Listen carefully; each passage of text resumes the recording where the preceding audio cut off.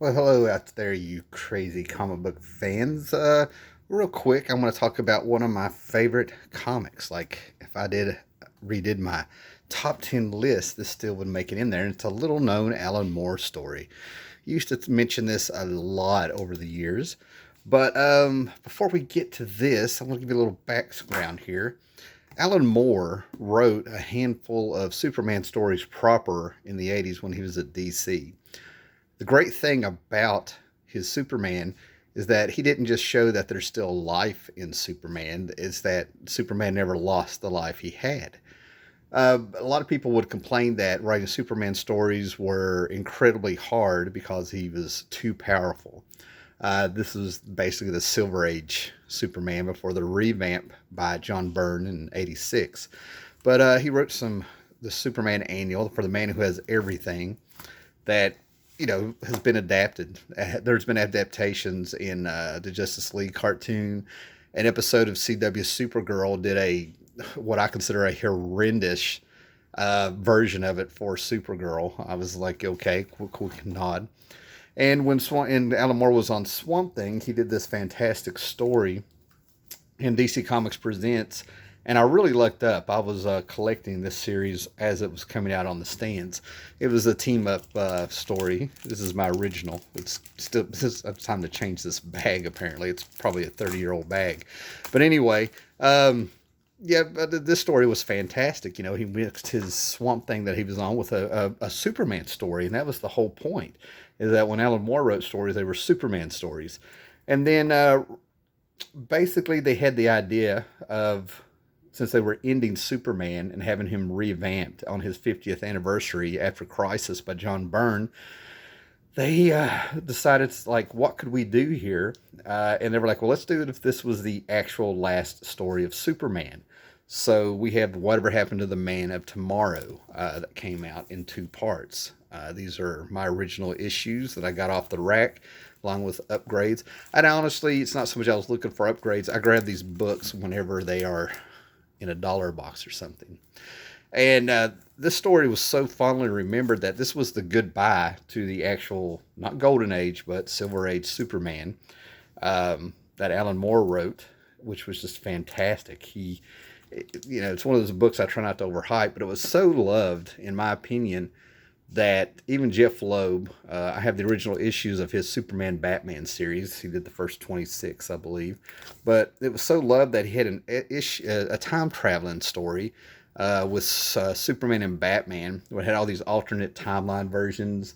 The Legion of Supervillains had, the main three members had gone back in time and pretty much raised Superman and Batman in time of change. And he took the Kingdom Come Superman, who flew through this. That was a very dark future.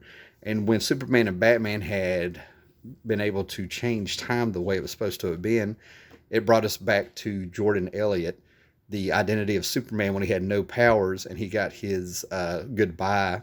He got to say goodbye to the readers with Lois Lane and their child, which was fantastic. That put the little cherry on top for me in that story that he did. So it's no secret that Alan Moore loved Superman. I've read interviews where he talked about growing up on that book and Herbie and Marvel books and things in the 60s when he was growing up. But Alan Moore also ended up doing a book called Supreme.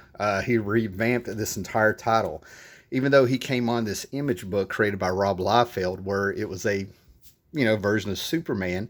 Issue 41 was actually a number one. It should have been, because it was a wink and a nod to where this series was popular because Alan Moore was able to do Superman proper.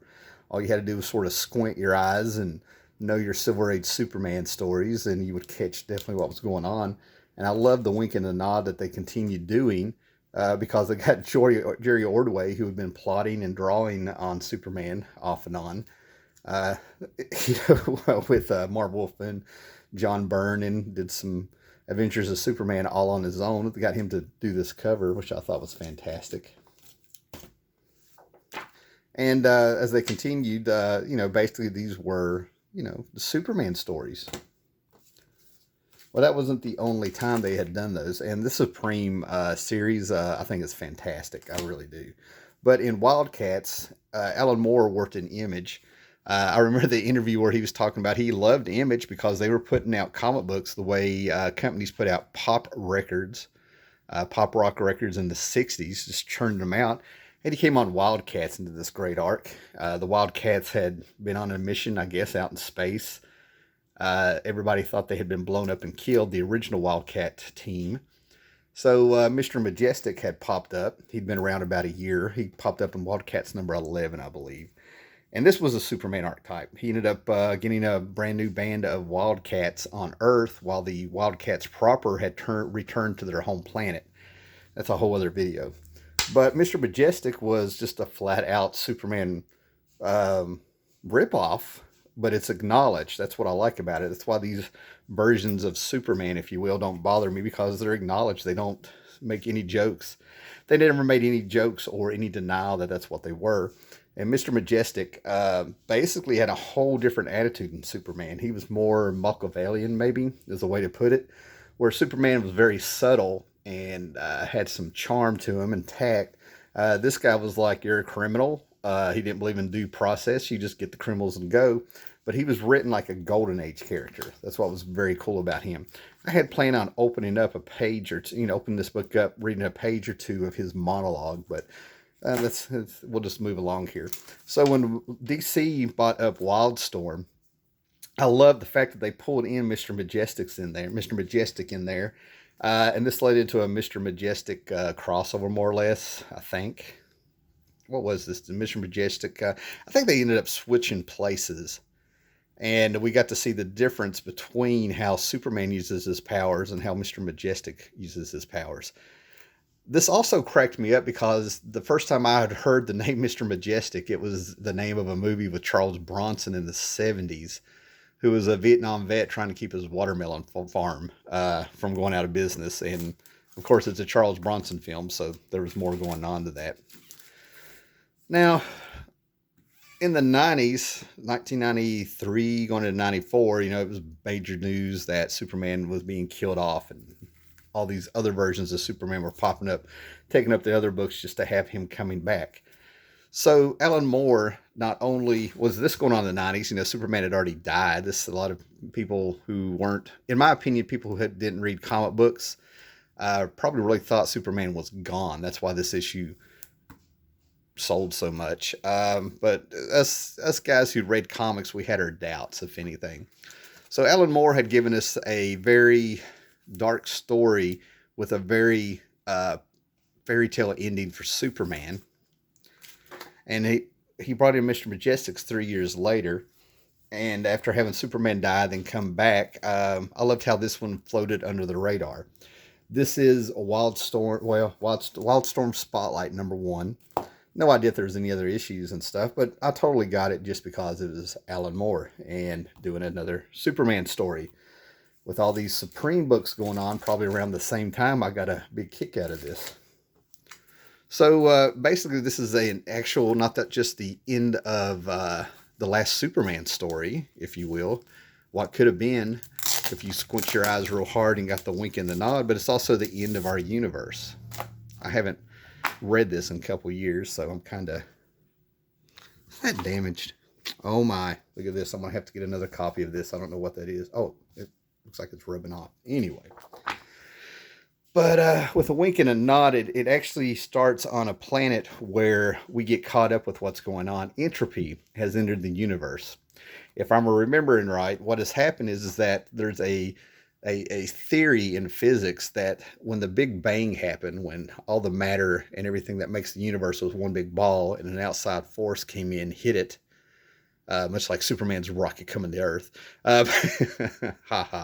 Anyway, it blew up, and our universe is always expanding and expanding. And one day they're saying that it's going to go so far, it's going to slow down, and it's going to come back together, and that's going to be our real end of our universe. Even molecules have stopped vibrating. And this is one of a rock where this biological, biomechanical race of insects that are sentient, can talk and stuff, are dying, and they're kind of walking us through here. And Mr. Majestic's Superman, if you will, is standing over them. He's become attached to them, and he's watching them die as well. So we get to hear his inner monologue, as only Moore can do it. And I guess this is supposed to be a ship. They never named it anything fancy. They just called it a place. Now, this is the end of the universe, the last secret Superman story, in my opinion. So who is on the place? There's 9 beings, counting Mr. Majestic's. And this is why I love Moore so much, because the 9 beings, he has everything in here: sex, politics, mythology, religion. He goes over who's there. Here's the Wandering Jew. There's a sentient form of syphilis that has survived to the end of the universe as well. I love the play on the fact that a lot of species use sex to perpetuate the race, reproducing and stuff, wherein the sentient syphilis has survived by people having sex, and it's a parasite that has just jumped from body to body all the way to the end of the universe. There's Gameth, the Enlightened Engine, the Red God Jijimutu, Lord Math, Abstract Spirit of Arithmetic. Like I said, there's Manny Weiss, known as the Wandering Jew, Lady Eucratia, who lives by drinking blood, and things like that. Very melancholy, very somber. These are the last beings. And of course, they go out exploring, trying to see if there's one more thing out there. Is there anything left in the universe? And I'll go ahead and tell you there actually is. It's like the ultimate mystery. And this is just a great read. It's better to just sit down and read it and see beings kind of dealing with the fact of having mortality after being immortal for so long. And how do they face it? It gets very bleak and very dark. Yet, it's still a comic book. And then we come to what is there. What is at the end of the universe? What is there? You see all the stars are gone. One of the scenes that I loved in this is that Mr. Majestic's was, with his inner monologue, was talking about they were apparently, it's been so long. Mr. Majestic was like, when I was talking to Manny, the Wandering Jew, he made me remember that I spent a couple hundred years on his planet. Neither one of us could remember what it was called. It started with the letter E. And that's one of the reasons I love this. Everybody is in character. These are characters that have stayed true to themselves, and they've been put into a setting, and we're going to see how they react. And that is just fantastic. I love the fact that the time they spent on Earth is just a blip in their memory for how old they actually are. So I'm not going to ruin the ending of it, but I will say that if you're any sort of Jim Lee Wildcats fan, one of the original Wildcats does pop up. So I'm not going to ruin it for you. And it has an ending that does bring upon hope and stuff, right? But I just love this because in my mind, this is the last Superman story that could have been at DC, but it's a Majestic, Mr. Majestic. I feel like I have no idea what Alan Moore did or did not, but I feel like this could have been something that could have been left over of an idea he had back in the 80s. Or maybe he's just been on Supreme and came up with a Superman story that he wanted to tell, and right there was setting Mr. Majestic. All right, guys, thanks a lot. Buy this for $1. It's worth the $1, and it may be worth more to you later on. Later. Be excellent to each other.